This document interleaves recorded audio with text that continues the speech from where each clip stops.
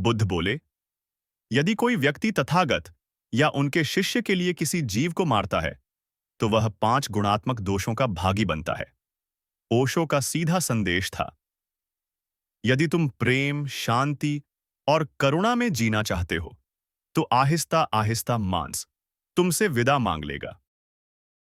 मित्रों, वीडियो शुरू करने से पहले निवेदन है कि बुद्ध की करुणामयी यात्रा बनाए रखने के लिए चैनल को सब्सक्राइब करें और कमेंट जरूर करें। मनुष्य बड़ा चतुर जीव है, अपनी सुविधा के लिए बहाने गढ़ लेता है। जिसे मन चाहे उसके पक्ष में तर्क बुन लेता है। कुछ नया पहनने की इच्छा हो तो बस एक बहाना चाहिए। कुछ विशेष खाने की लालसा हो तो बस एक सहमति चाहिए। मन भीतर से जानता है कि यह लालसा उचित नहीं, लेकिन डरता है कि लोग क्या कहेंगे, तो उसे एक बहाना चाहिए। और यदि वह बहाना किसी साधु, किसी महात्मा, यहां तक कि बुद्ध से मिल जाए तो फिर कहने सुनने को कुछ बचता ही नहीं। अब मन के लिए बाधा नहीं, क्योंकि उत्सुकता तो पहले से ही थी। अब उस पर तथागत की मधुर अनुमति भी मिल गई। तो फिर किस बात की देर? मन तो पहले से तैयार था। अब जब बैरियर भी हटा तो उसने तुरंत छलांग लगा दी। बुद्ध ने मना नहीं किया। यह सुनते ही मन को चैन मिल जाता है। मान लो, यदि तुम मांसाहार करते हो और कोई आकर कह दे कि बुद्ध ने मांस खाने से मना नहीं किया, तो भीतर एक हल्की सी प्रसन्नता दौड़ जाएगी। मन सोच से भर उठेगा, वाह, बुद्ध तो वैज्ञानिक निकले, भला मांस का क्या दोष होता। और शायद उसी समय बाजार की राह पकड़ लोगे, यह सोचकर अब तो बुद्ध ने भी मना नहीं किया। और यदि कहीं किसी भिक्षु को मांस खाते देख लिया तो मन फौरन अपना निष्कर्ष जमा देगा। जरूर कोई महत्वपूर्ण कारण रहा होगा, चाहे मजबूरी ही क्यों ना रही हो, वरना कोई भिक्षु तो यूं ही ना खाएगा। असल में चाह तो पहले से मन में दबी थी। स्वाद के लिए एक सूक्ष्म तड़प भीतर ही थी। बस तलाश थी किसी उचित सहारे की। अब जब वह सहारा मिल गया तो मन भी राजी, बुद्धि भी तैयार। फिर अब कौन रोक सकता है? मन तुरंते सोच लेगा, निश्चय ही बुद्ध ने कहा ही होगा, और शायद यह तो अनिवार्य होगा।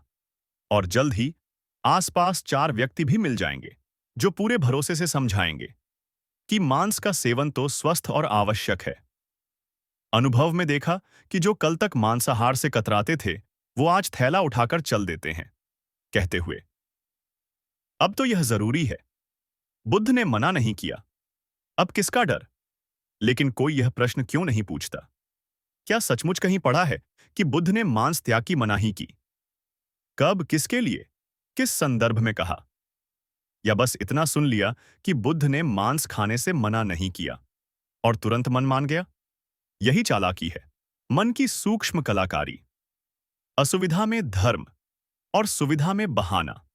तो चलिए तथागत के वचन उन्हीं की वाणी से सुनाते हैं, जैसे हैं, बिना काट छांट, बिना तोड़ मरोड़।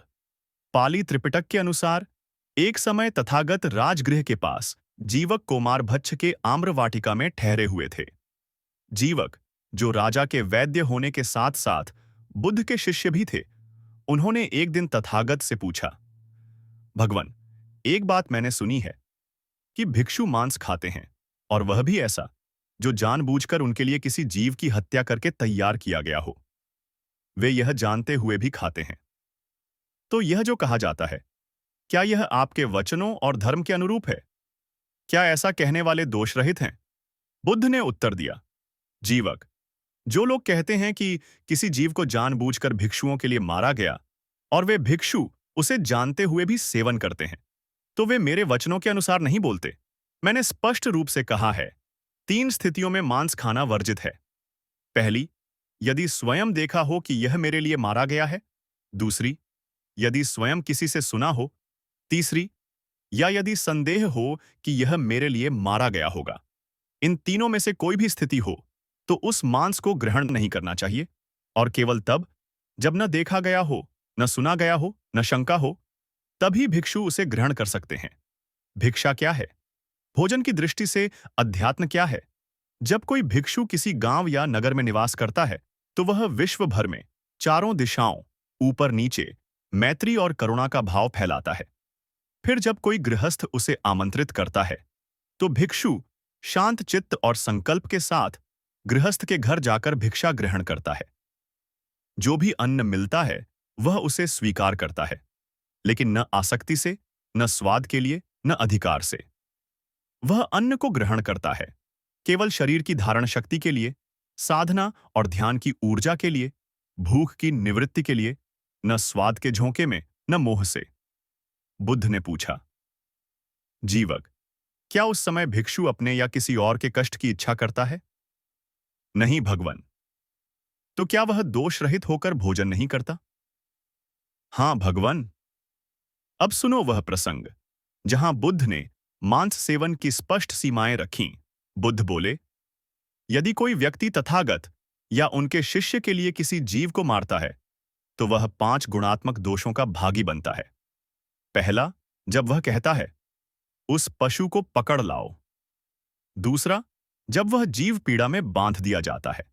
तीसरा, जब वह आदेश देता है, इसे मार दो। चौथा, जब वह जीव मृत्यु की वेदना से तड़पता है। पांचवां, और जब वह मांस भिक्षु को देता है जो उसे ग्रहण करने योग्य नहीं। ये वचन सुनकर जीवक भाव विभोर हो गया। वह बोला, कितना निर्मल है आपका धर्म। भिक्षु न स्वाद से बंधते हैं, न घृणा से। वह भोजन को ऐसे ग्रहण करते हैं जैसे जल पर कमल पत्र, न डूबे न गीला हो। मैं आजीवन बुद्ध, धर्म और संघ में शरण लेता हूं। अब थोड़ा और गहराई से समझें। बुद्ध का उद्देश्य केवल आचरण बदलना नहीं था। वे मन की उस गहराई को शुद्ध करना चाहते थे जहां से राग, घृणा और विकल्प उभरते हैं। इसीलिए उन्होंने मांसाहार पर कोई एक पंक्ति में प्रतिबंध नहीं लगाया, बल्कि भिक्षु को तटस्थता का अभ्यास कराया। भिक्षु न चुनता है, न नकारता है। वह जो भी मिला उसे ग्रहण करता था। न वह उत्साहित होता, न विकारित। भावों की शुद्धता ही साधना है। यदि वह मांस देखकर घृणा करता तो वह द्वेष से भर जाता। इसलिए किसी के प्रति भेदभाव न उत्पन्न होने पाए, इसी चेतना का अभ्यास कराया गया। दाता का आदर प्राथमिकता है। भिक्षु को सिखाया गया, भोजन की प्रकृति को नहीं, दाता की भावना को महत्व दो। हत्या का समर्थन नहीं। जो मांस आपके लिए हत्या करके लाया गया हो वह भिक्षु कभी ग्रहण नहीं करता। प्राकृतिक स्थितियों में व्यावहारिक दृष्टि, कई क्षेत्रों में विकल्प सीमित थे। इसलिए बुद्ध का मार्ग करुणा का था, कट्टरता का नहीं। और आज तुम्हारा मन क्या कहता है? आज जब तुम स्वयं जाकर मांस खरीदते हो, यह जानते हुए कि वह तुम्हारे लिए मारा गया, तो कहां है वह कोई शंका न हो वाली निर्दोषता? तब यह कह देना कि बुद्ध ने मना नहीं किया। मन के लिए किया गया एक और सुंदर सा बहाना है। तो क्या मांस खाना गलत है? यह निर्णय तुम्हारे भीतर पैदा हो। लेकिन यदि तुम बुद्ध को मानते हो, उनकी करुणा को जीवन में उतारना चाहते हो, हर जीव के कष्ट को अनुभव कर सकते हो, तो उत्तर अपने आप मन में स्पष्ट हो जाएगा। आज का युग बुद्ध की करुणा के बिना अधूरा है। जब दुनिया में कटुता बढ़ रही है, प्रकृति को विनष्ट किया जा रहा है। और अब अंत में आइए एक क्षण के लिए ओशो की दृष्टि से भी देखें। ओशो कहते हैं, मैं उपदेश नहीं देता कि मांस मत खाओ, लेकिन अगर तुम ध्यान में जाओगे, भीतर करुणा जागेगी, तो मांस अपने आप छूट जाएगा। क्योंकि जब मनुष्य भीतर से संवेदनशील होता है तो स्वाद के लिए हिंसा असंभव लगने लगती है।